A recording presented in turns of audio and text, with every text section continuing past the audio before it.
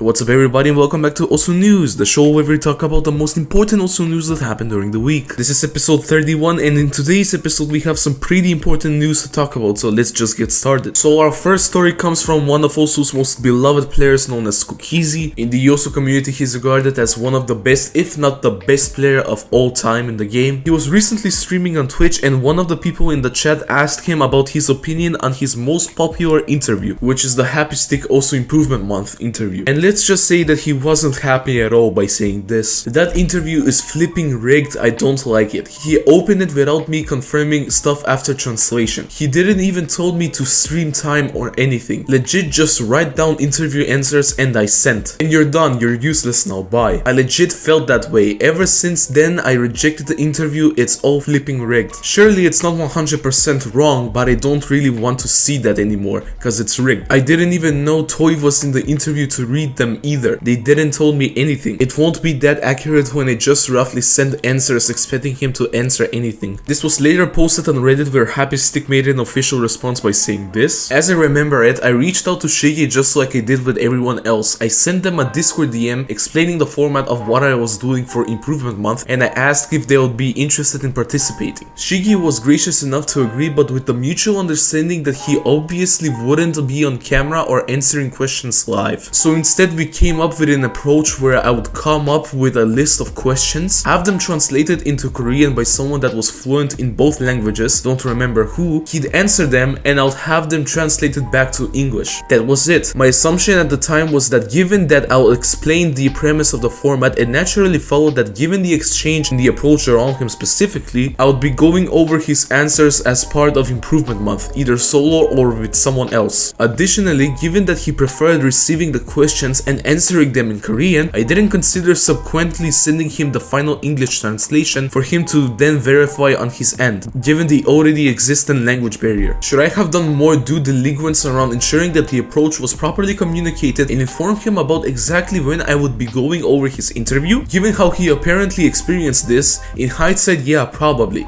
Just like any other player that loved the game, I was incredibly excited to be able to get his thoughts on a variety of topics and there was no ill will behind any of it. I'll unlist them tomorrow. I didn't know he felt this way. Other than these OGs that had a little bit of controversy between each other, there might be another OG player that is quote-unquote coming back. Adamqs, a Oso player that is well known in the Oso community for setting some insanely unique scores in the game that to this day haven't been sniped, and one of the only Oso players that managed to delete his Oso account and with that not being able to come back to the game. However, for some apparent random reason, every single Adamqs replay has been re-added to the game. However, they are marked as deleted user 613592. But the most shocking and surprising news about all of this is that if you go on the COE website and if you go on the list of attendees, you will see that Adamqs is listed there as well. So is he slowly but surely coming back to the community? Okay, so quick update on the Adamqs situation, but it looks like it was false information and he's not going to participate in COE 2023, so it's unfortunate, but it is what it is. But anyways, WhiteCat, the ex-number-1 player in Osu, recently choked a 900 PP play on Angrifer, but the 900 PP that the map gives is not as important as the fact that this map has a $1,000 bounty for the first ever FC. And the worst part about this play is that WhiteCat choked it because of one slider break. If it wasn't for that one slider break, he would have gotten $1,000 in his bank account right now. Later on in the course of the week, we will show how painful that slider break looks like. Anyways, we do have some pretty serious catch the beat drama as well. And also alumni known as Mrekk calls out a player by the name of 0115 for telling him to end himself and for also peeing on camera in the Catch the Beat World Cup Discord server VC. As a result of this,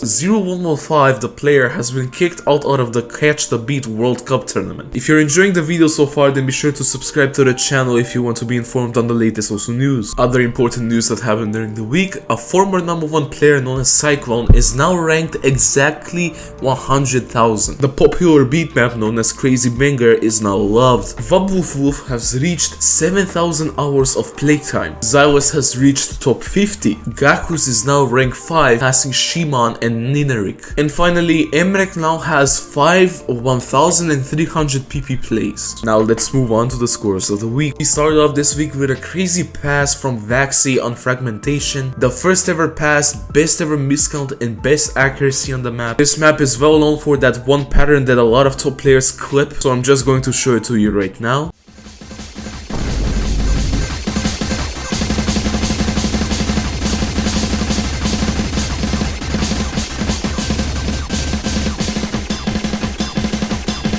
Next up, we have a 4-miss run with hidden flashlight on the Unforgiving by Zhigul. Hopefully I pronounced that name right, but this is an insane run that is worth 600 PP. This is a 50-minute map with hidden flashlight, and it would have been worth 1000 PP if this was an FC. Lifeline this week had a crazy pop-off as well, setting two 1.2k PP plays. The first one we're going to talk about is his FC on the Bochi the Rock map, with hidden Nightcore getting the #1 spot on the map, and it's worth 1201 PP.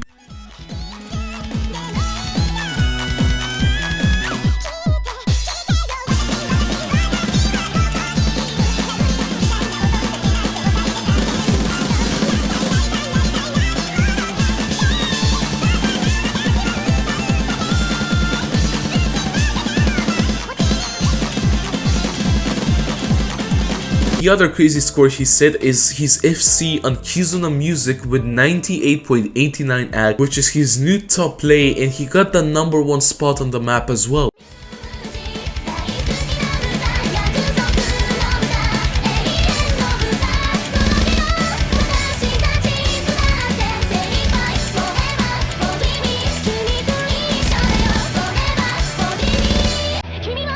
And the #1 play for this week is WhiteCat's and Griefer Slider Break Choke. I mentioned that previously, so I'm just going to show the replay now. Have a look.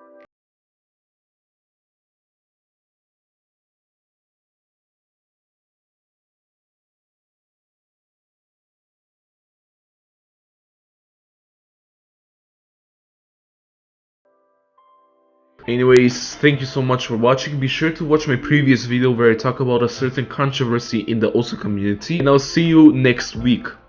Peace.